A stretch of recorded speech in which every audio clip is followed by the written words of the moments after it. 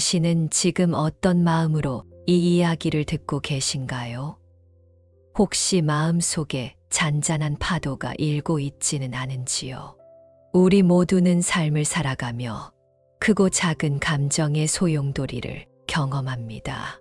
기쁨과 슬픔, 분노와 두려움, 그리고 불안과 초조함이 우리 마음의 바다를 출렁이게 만듭니다. 마치 태풍이 지나가는 바다처럼 때로는 그 파도가 너무 거세어 우리 자신을 잃어버릴 것만 같은 순간도 있습니다. 오늘 우리는 이러한 마음의 흔들림을 어떻게 불교의 지혜로 극복할 수 있는지에 대해 이야기를 나누려 합니다.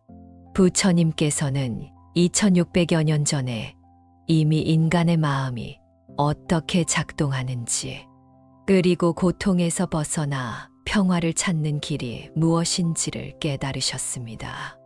그 지혜는 시간과 공간을 초월하여 오늘날 우리의 삶에도 큰 빛이 됩니다. 먼저 마음의 흔들림이 어디에서 오는지를 살펴보겠습니다. 불교에서는 이를 번뇌라고 부릅니다. 번뇌는 우리 마음을 어지럽히고 평화를 방해하는 부정적인 정신 상태를 말합니다. 욕망, 분노, 어리석음이 그 근본적인 원인이라고 설명합니다.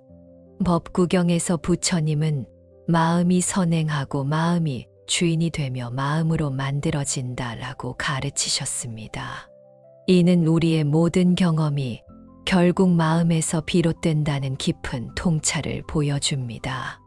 예를 들어 직장에서 상사가 당신의 업무를 비판했다고 상상해 보세요. 그 순간 당신의 마음은 어떻게 반응할까요? 아마도 분노, 두려움, 자책감 등 다양한 감정이 일어날 것입니다. 내가 정말 무능한 것일까? 상사는 나를 미워하는 걸까? 이 일을 계속해야 할까? 같은 생각들이 꼬리에 꼬리를 물며 이어질 수 있습니다. 이처럼 단 한 번의 사건이 우리 마음에 커다란 파도를 일으키고 그 파도는 우리의 평화를 앗아갑니다. 부처님은 앙고따라 니까야에서 마음을 다스리지 못하면 행복을 얻을 수 없다고 가르치셨습니다. 마음의 흔들림을 다스리는 것이 행복의 첫걸음이라는 것이지요. 그렇다면 어떻게 마음을 다스릴 수 있을까요? 첫째로 알아차림의 수행이 있습니다. 알아차림은 현재 순간에 일어나는 것을 판단 없이 바라보는 것입니다. 마하사티파타나 수타에서 부처님은 몸, 느낌, 마음, 법에 대한 4가지 알아차림의 수행을 가르치셨습니다.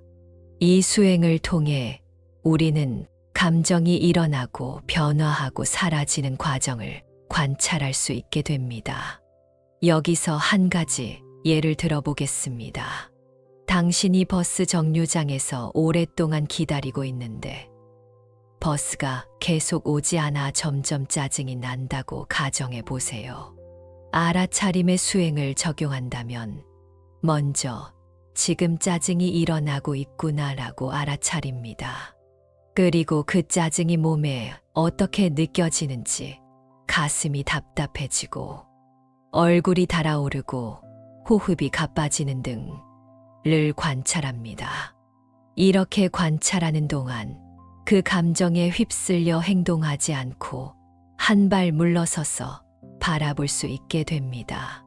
부처님은 법구경에서 분노는 분노로 가라앉히지 못하고 자비로서만 가라앉힐 수 있다고 가르치셨습니다. 이는 부정적인 감정을 억누르거나 부정하는 것이 아니라 그것을 알아차리고 자비로운 마음으로 바라볼 때 진정한 평화를 찾을 수 있다는 의미입니다. 두 번째로 무상, 고, 무아에 대한 통찰이 있습니다. 불교의 핵심 가르침 중 하나는 모든 것이 무상하다는 것입니다. 즉, 모든 현상은 변화하고 사라집니다. 우리의 감정도 마찬가지입니다. 부처님은 상유타 니까야에서 이 세상의 모든 것은 무상하며 생겨났다가 사라지는 것이 그 본성이다라고 가르치셨습니다. 한번 생각해 보세요. 당신이 인생에서 가장 화가 났던 순간을 기억하시나요? 그 감정은 영원히 지속되었나요? 아니면 결국 변화하고 사라졌나요? 모든 감정은 구름처럼 피어났다가 흩어집니다. 이 사실을 깊이 통찰하면 마음의 흔들림에 너무 큰 의미를 부여하지 않게 됩니다. 세 번째로 자비와 사랑의 마음을 키우는 것입니다. 부처님은 자비의 명상인 자애관을 매우 중요하게 가르치셨습니다. 마치마 니까야에서 자애의 마음을 개발하는 것은 수많은 선행보다 더 큰 공덕을 쌓는 것이다 라고 말씀하셨습니다. 자애관은 먼저 자신에게 자비의 마음을 보내는 것으로 시작합니다. 내가 평안하고 행복하기를, 내가 고통에서 벗어나기를 이라고 진심으로 기원하는 것이지요. 그런 다음 가까운 사람들, 중립적인 사람들, 심지어 어려운 관계의 사람들에게도 같은 자비의 마음을 확장해 나갑니다. 이런 예를 생각해 보세요. 직장 동료가 당신의 아이디어를 가로채고 자신의 것인 양 발표했다고 합시다. 당연히 분노와 배신감이 일어날 것입니다. 하지만 자애관을 통해 당신은 스스로에게 이 어려운 감정 속에서도 내가 평안하기를 이라고 말할 수 있습니다. 그리고 점차 그 동료에게도 그도 자신의 불안과 욕망에서 자유롭기를 이라는 자비의 마음을 보낼 수 있게 됩니다. 이것이 당신의 분노를 즉시 없애주지는 않겠지만 분노에 압도되지 않는 공간을 만들어 줍니다. 네 번째로 중도의 실천이 있습니다. 부처님은 극단을 피하고 중도를 걷는 것이 지혜의 길이라고 가르치셨습니다. 마음의 흔들림에 대해서도 마찬가지입니다. 감정을 억누르거나 부정하는 것도, 감정에 완전히 휩쓸려 통제를 잃는 것도 바람직하지 않습니다. 대신 감정을 알아차리고 균형 있게 대응하는 중도의 태도가 필요합니다. 예를 들어 사랑하는 사람과 갈등을 겪고 있다고 생각해 보세요. 한편으로는 모든 감정을 억누르고 괜찮아라고 말하며 문제를 회피하고 싶을 수 있습니다. 또 다른 한편으로는 분노를 폭발시키고 관계를 단절하고 싶은 충동이 들 수도 있습니다. 중도는 이 두 극단 사이의 균형점을 찾는 것입니다. 자신의 감정을 인정하면서도 침착하게 대화하고 상대방의 관점도 이해하려고 노력하는 것이지요. 다섯 번째로 불교에서는 고통의 근원이 집착이라고 가르칩니다. 사성제에서 부처님은 고통의 원인이 가래, 즉 집착이라고 설명하셨습니다. 우리가 특정한 결과나 상황에 집착할 때 그것이 우리의 기대와 다르게 전개되면 고통이 찾아옵니다. 예를 들어 당신이 중요한 발표를 앞두고 완벽하게 해야 한다는 생각에 사로잡혀 있다고 가정해 봅시다. 이런 완벽주의는 엄청난 스트레스와 불안을 가져올 수 있습니다. 부처님의 가르침에 따르면 이 고통은 완벽해야 한다는 고정관념에 대한 집착에서 비롯됩니다. 만약 당신이 최선을 다하되 결과에 집착하지 않겠다는 마음가짐을 가진다면 마음의 평화를 찾기가 훨씬 쉬워질 것입니다. 불교의 수행법 중에는 이러한 마음의 흔들림을 다루는데 특별히 효과적인 방법들이 있습니다. 첫째는 호흡 명상입니다. 아나빠나사티라고도 불리는 이 수행은 호흡에 주의를 기울이는 단순하면서도 심오한 방법입니다. 부처님은 아나빠나사티 수타에서 호흡 명상이 마음의 평화와 지혜를 가져온다고 가르치셨습니다. 호흡 명상을 실천하는 방법은 매우 간단합니다. 편안한 자세로 앉아 자연스러운 호흡에 주의를 기울입니다. 들숨과 날숨을 느끼며 마음이 다른 생각으로 떠돌면 부드럽게 다시 호흡으로 돌아옵니다. 이렇게 호흡에 집중하면 마음이 현재 순간에 머물게 되고 감정의 소용돌이에서 벗어날 수 있습니다. 실제로 한 젊은 회사원의 이야기를 들려드리겠습니다. 민수라는 30대 남성은 업무 스트레스와 인간관계 갈등으로 불안과 분노에 시달리고 있었습니다. 어느 날 우연히 불교 명상센터를 방문하게 된 그는 호흡 명상을 배우게 되었습니다. 처음에는 5분도 집중하기 어려웠지만 꾸준히 연습한 결과 점차 마음의 안정을 찾아갔습니다. 특히 직장에서 스트레스를 받을 때마다 잠시 화장실에 가서 3분간 호흡에 집중하는 습관을 들였습니다. 이런 작은 실천이 그의 일상에 큰 변화를 가져왔습니다. 그는 더 이상 감정에 쉽게 휘둘리지 않게 되었고, 어려운 상황에서도 침착함을 유지할 수 있게 되었습니다. 두 번째 수행법은 윗바사나 명상입니다. 윗바사나는 있는 그대로 보는 것을 의미합니다. 이 수행에서는 몸과 마음에서 일어나는 모든 현상을 판단 없이 관찰합니다. 부처님은 디가 니까야에서 윗바사나를 통해 우리는 모든 현상의 무상함을 직접 체험할 수 있다고 가르치셨습니다. 윗바사나를 실천할 때 우리는 감정이 일어나고 변화하고 사라지는 과정을 지켜봅니다. 예를 들어 불안감이 일어날 때 불안함이 있구나라고 알아차리고 그것이 몸에 어떻게 느껴지는지, 어떻게 변화하는지를 관찰합니다. 이렇게 하면 감정에 압도되지 않고 그것을 객관적으로 바라볼 수 있게 됩니다. 한 중년 여성의 사례를 들려드리겠습니다. 지난 10년간 우울증을 앓아온 윤정 씨는 다양한 치료를 받았지만 큰 호전이 없었습니다. 그러던 중 윗바사나 명상 프로그램에 참여하게 되었습니다. 10일간의 집중 수행 동안 그녀는 자신의 우울한 감정을 직면하고 그것이 변화하는 과정을 지켜보는 법을 배웠습니다. 처음에는 고통스러웠지만 점차 그 감정에 휩쓸리지 않고 관찰자의 입장에서 바라볼 수 있게 되었습니다. 명상 후 그녀는 우울함이 나 자신이 아니라 내 안에 일어났다, 사라지는 현상일 뿐이라는 것을 깨달았다고 말했습니다. 이러한 통찰은 그녀의 우울증을 완전히 치료하지는 못했지만 그것과 더 건강한 관계를 맺는데 큰 도움이 되었습니다. 세 번째 수행법은 자애관입니다.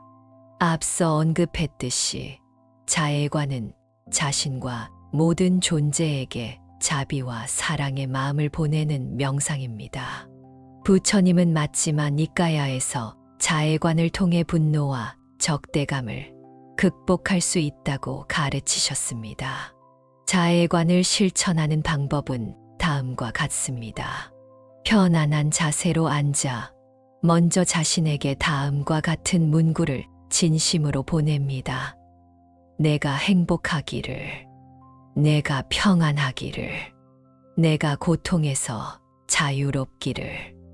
그런 다음 사랑하는 사람, 중립적인 사람, 어려운 관계의 사람, 그리고 마지막으로 모든 존재에게 같은 자비의 마음을 확장해 나갑니다. 한 노부부의 이야기를 들려드리겠습니다. 40년 넘게 결혼 생활을 해온 이 부부는 최근 몇 년간 사소한 일로 자주 다투게 되었습니다. 서로에 대한 불만이 쌓이고 대화는 점점 줄어들었습니다. 그러던 중 남편이 불교 센터에서 자해관을 배우게 되었고 매일 아침 10분씩 명상을 실천했습니다. 특히 아내를 향한 자비의 마음을 보내는 데 집중했습니다. 처음에는 형식적으로 시작했지만 시간이 지남에 따라 진심으로 아내의 행복을 기원하게 되었습니다.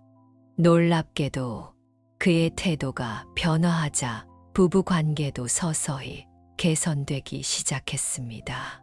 그는 아내의 말을 더 경청하게 되었고 사소한 일에 짜증을 내는 대신 이해하려고 노력했습니다. 몇 개월 후 아내도 남편의 변화를 느끼고 자해관에 관심을 갖게 되었습니다. 두 사람이 함께 명상을 하면서 그들의 황혼기는 예상치 못하게 더 풍요롭고 평화로워졌습니다. 네 번째 수행법은 걷기 명상입니다. 부처님은 앉아서 하는 명상뿐만 아니라 걸으면서 하는 명상도 중요하게 가르치셨습니다. 걷기 명상은 특히 마음이 너무 들떠 있거나 침체되어 있을 때 균형을 잡는 데 도움이 됩니다. 걷기 명상을 실천하려면 천천히 걸으면서 발의 움직임과 신체의 감각에 주의를 기울입니다. 들어 올리고 앞으로 나아가고 내려놓는 발의 각 동작을 알아차리며 걷습니다. 이렇게 하면 마음이 현재 순간에 머물게 되고 걷는 동작 자체가 마음을 안정시키는 앵커가 됩니다. 한 대학생의 사례를 들려드리겠습니다. 취업 준비로 극심한 스트레스에 시달리던 지수는 불면증과 불안, 발작을 경험하고 있었습니다. 그녀의 상담사는 걷기 명상을 추천했고 매일 30분씩 캠퍼스를 천천히 걸으며 발의 움직임에 집중하는 연습을 시작했습니다. 처음에는 마음이 자꾸 미래의 걱정으로 달아났지만 꾸준히 연습한 결과 현재 순간에 머무는 능력이 향상되었습니다. 특히 시험 전이나 면접 전에 걷기 명상을 하면 불안감이 크게 줄어든다는 것을 발견했습니다. 그녀는 걷기 명상을 통해 내 몸과 마음이 지금 이 순간에 함께 있게 되었고 그것이 큰 위안이 되었다고 말했습니다. 다섯 번째 수행법은 사념처 수행입니다. 사념처는 네 가지 알아차림의 토대를 말하며 몸, 느낌, 마음, 법에 대한 알아차림을 포함합니다. 부처님은 마하사티파타나 수타에서 사념처 수행이 고통에서 벗어나는 유일한 길이라고 말씀하셨습니다. 사념처 수행은 앞서 언급한 모든 수행법을 포괄하는 더 넓은 틀이라고 볼 수 있습니다. 이 수행에서 우리는 몸의 감각, 즐겁거나 불쾌한 느낌, 마음의 상태, 그리고 경험의 모든 측면을 알아차림의 대상으로 삼습니다. 이를 통해 모든 현상의 무상함, 고통스러움, 무아성을 통찰하게 됩니다. 한 중년 남성의 사례를 소개하겠습니다. 사업 실패로 큰 좌절을 겪은 후 정신적 공황 상태에 빠진 상우 씨는 불교 수행 공동체에서 6개월간 머물게 되었습니다. 그곳에서 그는 사념처 수행을 깊이 있게 배우고 실천했습니다. 특히 자신의 실패와 관련된 고통스러운 감정과 생각들을 알아차리는 연습을 했습니다. 점차 그는 자신의 가치가 사업의 성공 여부에 달려있지 않다는 것을 깨닫게 되었고, 실패를 한 인간으로서의 성장 과정으로 받아들일 수 있게 되었습니다. 그는 실패가 나를 정의하지 않으며 모든 경험은 변화하고 지나간다는 것을 깊이 이해하게 되었다고 말했습니다. 수행 후 그는 새로운 시작을 위한 용기와 지혜를 얻었고 과거보다 더 균형 잡힌 삶을 살아가게 되었습니다. 지금까지 우리는 마음의 흔들림을 다루는 불교적 지혜와 수행법에 대해 살펴보았습니다. 이제 이러한 가르침을 일상생활에서 어떻게 적용할 수 있는지 몇 가지 실천적인 방법을 제안해 드리겠습니다. 첫째, 아침에 일어나면 5분간 호흡 명상으로 하루를 시작해 보세요. 이렇게 하면 하루 종일 알아차림의 상태를 유지하기가 더 쉬워집니다. 둘째, 일상적인 활동 중에도 알아차림을 실천하세요. 식사를 할 때, 걸을 때, 대화를 할 때 등 모든 순간에 주의를 기울이며 현재에 머무르는 연습을 합니다. 셋째, 감정이 강하게 일어날 때 잠시 멈추고 3번 깊게 호흡한 후 지금 어떤 감정이 일어나고 있지? 라고 스스로에게 물어보세요.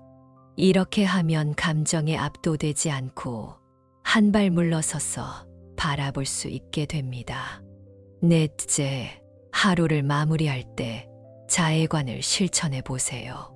자신, 사랑하는 사람들, 만났던 모든 사람들에게 행복과 평화를 기원하는 마음을 보냅니다. 다섯째, 정기적으로 불교, 경전을 읽거나 가르침을 들으며 지혜를 쌓아가세요. 부처님의 가르침은 단순한 이론이 아니라 삶에 적용할 수 있는 실천적 지혜입니다. 모든 수행에서 가장 중요한 것은 꾸준함입니다.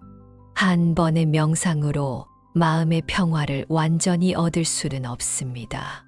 마치 작은 물방울이 모여 큰 강을 이루듯 매일의 작은 수행이 모여 점차 마음의 변화를 가져옵니다. 법구경에서 부처님은 방심하지 않음은 불사의 길이요. 방심함은 죽음의 길이니 방심하지 않는 이는 죽지 않고 방심하는 이는 이미 죽은 자와 같으니라고 말씀하셨습니다. 이는 매 순간 알아차림을 유지하는 것의 중요성을 강조한 것입니다. 마음의 흔들림은 인간이라면 누구나 경험하는 자연스러운 과정입니다. 중요한 것은 그 흔들림에 어떻게 대응하느냐 하는 것입니다. 부처님의 지혜를 통해 우리는 감정의 소용돌이에 휩쓸리지 않고 평화와 지혜를 찾아갈 수 있습니다. 불교에서는 마음의 흔들림을 다루는 또 다른 중요한 개념으로 공성을 이야기합니다. 공성은 모든 현상이 독립적으로 존재하지 않고 수많은 조건과 원인에 의해 일시적으로 나타난다는 것을 의미합니다.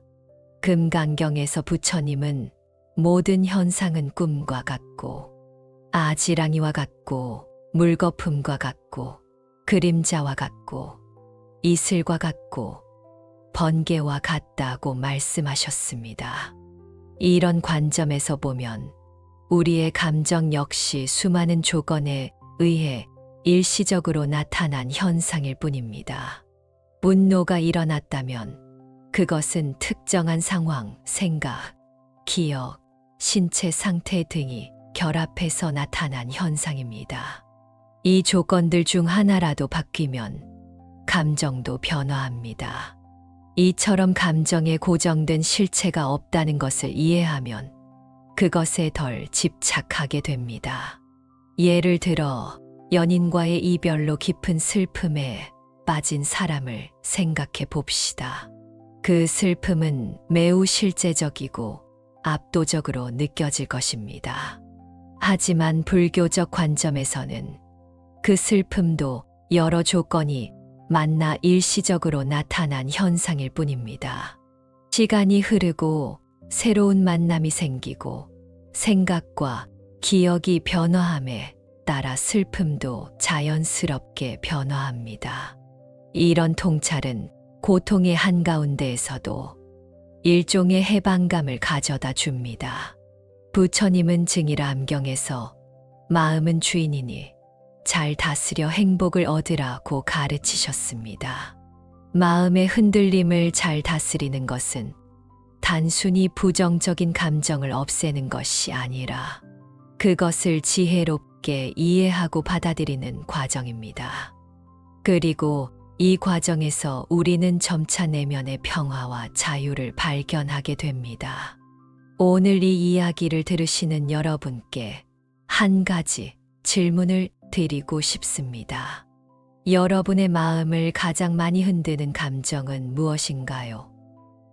그리고 오늘 들은 부처님의 가르침 중에서 어떤 것을 실천해 보고 싶으신가요? 잠시 시간을 내어 이 질문을 깊이 생각해 보시기 바랍니다. 그리고 오늘부터 작은 변화를 시작해 보세요. 마치 등불 하나가 수천 개의 등불을 밝힐 수 있듯이 작은 알아차림의 불꽃이 여러분의 삶 전체를 밝힐 수 있을 것입니다. 이제 오늘 나눈 이야기의 주요 내용을 정리해 보겠습니다. 마음의 흔들림의 원인, 불교에서는 마음의 흔들림이 욕망, 분노, 어리석음과 같은 번뇌에서 비롯된다고 봅니다. 이러한 번뇌는 우리의 마음을 어지럽히고 평화를 방해합니다. 알아차림의 수행, 현재 순간에 일어나는 것을 판단 없이 바라보는 알아차림은 마음의 흔들림을 다루는 첫 번째 단계입니다. 이를 통해 감정에 휩쓸리지 않고 객관적으로 관찰할 수 있게 됩니다. 무상고, 무아에 대한 통찰, 모든 현상은 변화하고 사라진다는 무상의 진리를 이해하면 감정의 일시성을 깨닫고 그것에 덜 집착하게 됩니다. 자비와 사랑의 마음, 자애관을 통해 자신과 타인에게 자비의 마음을 보내는 것은 분노와 적대감을 극복하는 데 큰 도움이 됩니다. 중도의 실천, 감정을 억누르거나 과도하게 표현하는 두 극단을 피하고 균형 있는 태도로 대응하는 것이 지혜로운 방법입니다. 집착의 극복, 특정한 결과나 상황에 대한 집착을 내려놓으면 마음의 평화를 찾을 수 있습니다. 실천적 수행법, 호흡 명상, 윗바사나 명상, 자애관, 걷기 명상, 사념처 수행 등 다양한 불교 수행법은 마음의 흔들림을 다루는 데 효과적인 도구가 됩니다. 일상에서의 적용, 작은 일상 습관부터 시작하여 꾸준히 수행을 실천하는 것이 중요합니다. 아침 명상, 일상 속 알아차림, 감정이 일어날 때 짧은 멈춤, 저녁 자애관 등을 통해 점진적인 변화를 만들어 갈 수 있습니다. 공성에 의해 모든 현상이 독립적으로 존재하지 않고 조건에 의해 일시적으로 나타난다는 공성의 이해는 감정에 덜 집착하게 해줍니다. 지속적인 수행의 중요성, 부처님의 가르침은 단번에 완성되는 것이 아니라 꾸준한 수행을 통해 점차 삶에 녹아들게 됩니다.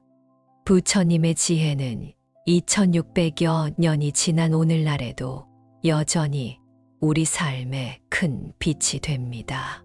마음의 흔들림은 인간으로서 피할 수 없는 경험이지만 그것을 지혜롭게 다루는 방법을 배우면 내면의 평화와 행복을 찾아갈 수 있습니다. 오늘 이 가르침이 여러분 모두의 삶에 작은 도움이 되기를 진심으로 기원합니다. 이 영상이 도움이 된다면 구독과 좋아요 눌러주시면 감사하겠습니다. 여러분의 응원이 큰 힘이 됩니다.